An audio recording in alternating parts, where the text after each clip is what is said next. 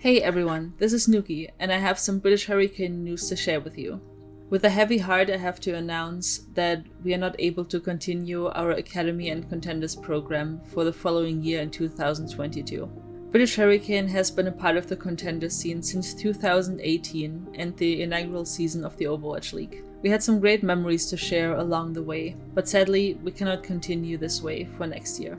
I would like to share with all of you some of the fond memories that I made over the last 4 years with all of the players and the coaches in our team. This is a much more proactive Hurricane coming into this second round. Darren goes in with the elbow drop in the Kenzie tried to British Hurricane sinking the payload in to take the series 3-1. This is the final fight for the first point. British Hurricane. Stage itself, ladies and gentlemen, British Hurricane break down last season's champions and show us that there is a new champion in town. Before our team got picked up by Cloud9, we were known as those guys, driving all of the casters crazy with saying, those guys just won the map, or those guys just had a really good fight. What advantage the British Hurricane now have? Could be big. Morsish again, taking out Nash, but everyone else is falling around him. Hurricane have done it yet again. We knew C9 were in talks with many different teams at that time, but we came out on top and got signed as their first ever academy team for London Spitfire, the British Hurricane. Right off the bat, we managed to win the first Contenders season with our first roster consisting of Kip, Craggy, Haffy, Fusions, Crusade, Bok, and Funny Astro. Out of these players, 3 of them went to Overwatch League that year. Doing their best to fight this back. Here comes a big Graviton Surge, locking everyone in place. It's a double kill for Astro. Crusadian throws in and gives his pence. That's going to be a win for British Hurricane, and they are reminding NA that EU plays tanks down well. We had a pretty rough second season and redeemed ourselves a tiny bit in the third, but never really caught the high again that we had in season 1.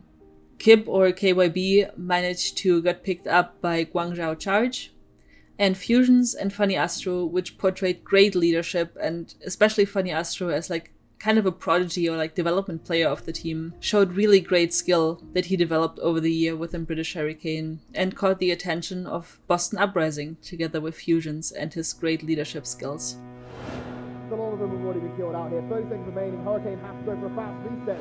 In 2019, the first season, we finally managed to get back to the high that we had beginning of the last year.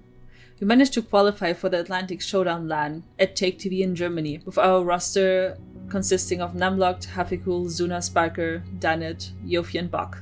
We also extended our coaching staff at that time, which was really good for the development of our players, since we decided to pick up a very young core of players, especially Sparker as kind of a prodigy at that time. He was only 15 as we picked him up, and is now, over the last 3 years, grown to be in the Overwatch League too. Double British Hurricane finding the 5-man beats. It's all over. Morning Stars, they surely can't get back onto the point. Slayer on the Tracer instantly falls. British Hurricane will hold Samsung Morning Stars on point. Nox was a really big key part in 2019 as our head coach. He brought a really big leadership figure and leadership role to the team.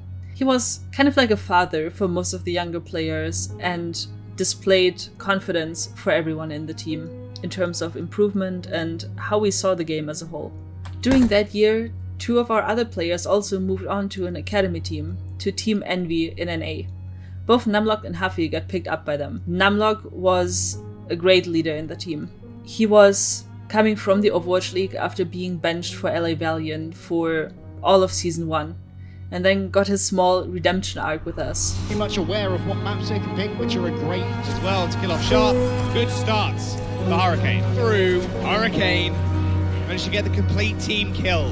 Javi was a similar story where he was a very early competitor in Overwatch with Team Fnatic, but then never really got the chance to get picked up again. We always struggled with him when it came to like getting him offers for the Overwatch League because of the stigma that he had from playing in Fnatic. But he was one of the players that developed the most over the 2 years that he was in Hurricane. He became a great teammate and a great person to be around. Over it all. Potentially they go back once more, but it doesn't give up so much space to Envy. 2020 marks our, I don't want to say undefeated season because there was 1 second place in there, but our very dominant season of Contenders. With our roster, Hadi, Molfik, Sparker, Danit, Yofi, and Reaper, we tackled the whole Contender scene and had a really big win streak. Infinite flux from Chow. I think it mostly missed, and Naga, or maybe that was Naga's. Either way, it looks like Obey Alliance are up in this fight. They have Refining our coaching staff after Nox left was a really big task for me. Actually, one of the coaches I interviewed right at BlizzCon when we were there for the World Cup in 2019. Commander X was approached by me in the crowd while watching a World Cup game. I asked him because he was recommended to me by all of Team UK. He was working with them at the time. And I asked him if he would be interested to come to Hurricane next year to be one of our analysts and coaches. Similar story with Unter, where he was a player before, and I personally always really like to take chances on players, especially with those in leadership roles in their teams, and that display a great skill and ability to convey information. Unter was one of those, and he literally did a speed run going from coaching Hurricane to coaching the Overwatch League since he got picked up by LA Valiant literally mid-2020. They've cleaned them out again, Rose! 1 minute remaining on the clock for Obey. They have to reset here and go for one final push. After him, we took a chance on another player, Fischer, who was a stable name in the European Contenders history. He was a player since the beta, where I actually met him, playing against him when he was Genji and I was the Mercy main. We were always playing hide and seek together in Overwatch Season 1, if you guys remember that meta from back then. After having such a dominant run in 2020 and me being promoted to the general manager of London Spitfire, I wanted to take a chance on the team that we invested so much resources in that year. We were confident, me and the coaches together, that the team could perform really well in the Overwatch League. So we promoted all but Janet to the Overwatch League team that year.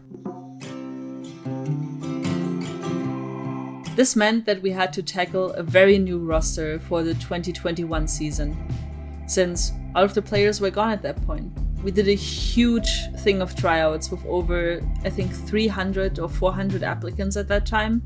We sifted through all of them, invited a good bunch to open tryouts, and then reduced the number down, finally landing on Health, Vestola, Yikids, Sparker as a two-way player, Admiral, and Skyreaper, with Zhao and John as our coaches. In the middle of 2021, Vestola got approached by Paris to replace Elivote in their roster since he had to retire for medical reasons, which was a really exciting time for him, playing on stage and playing for the Overwatch League, like right after he got onto an academy team.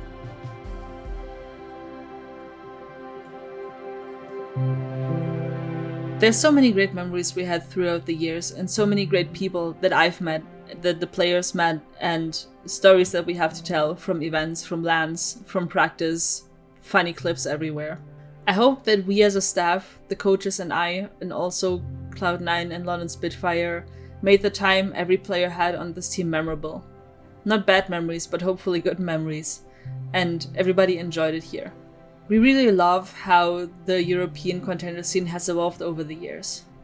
I'm personally very proud of all of the teams that are playing in contenders right now, how they got their own brands going, how they got their social media game up, and how everybody is interacting with each other. It's such a great community and it deserves all the support that it can get. I hope that all of you, even though it's sad news, can share some of their fond memories about Hurricane and about the Tier 2 contender scene with us here under this video. And please continue to support Tier 2. It's so important for the league, it's so important for the game, and it's so important for the scene and the fans alike.